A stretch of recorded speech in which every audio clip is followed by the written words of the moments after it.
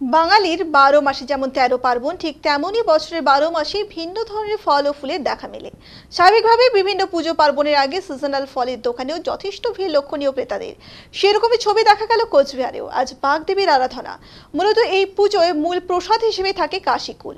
তাই ছোট থেকেই সকলেই তাদের মা দিদাদের কাছে শুনে এসেছে সরস্বতী পুজোর আগে নাকি কুল খেতে নেই। স্বাভাবিকভাবে সেই ধারা আজও অব্যাহত রয়েছে। মূলত এদিন সকাল থেকেই সেই কুল কেনার হিড়িক সর্বত্রই। বিক্রেতাদের কথায় দাম হাতের নাগালেই রয়েছে বলে বেচা কেনা ভালোই হচ্ছে। ব্যবসা এবার অনেকটাই ভালো বলে আশাবাদী ফল বিক্রেতারা।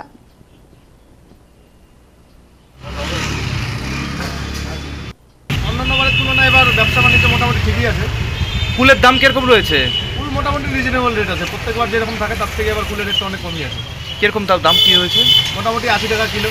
সব রকমের কুলি কি পাওয়া যাচ্ছে? সব রকম কুলই পাওয়া যাচ্ছে। কি কি ধরন রয়েছে এবার কুলের? কুল রয়েছে, এবার চেরি কুল রয়েছে, আপেল কুল রয়েছে, যেটা পুজো যেটা মেন লাগে কাশি কুল রয়েছে। বিক্রি বাট্টা সকাল থেকে কি ভালো ছিল? হ্যাঁ, কি নাম দাদা? আমার নাম আনন্দ পাল। ওটা কেমন হচ্ছে দাদা? এই যে ওটা ভালোই হচ্ছে। ফুলের দাম কিরকম রয়েছে?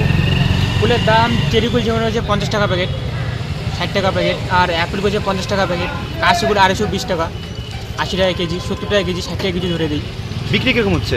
বিক্রি চলছে, ভালো আছে। ভালো আছে, বিক্রি ভালো আছে। কি নাম দাদা? আমার নাম খাদিমুল হোসেন। অন্যান্য কিছু করার নাই। সংবাদ ডিজিটাল বাংলা।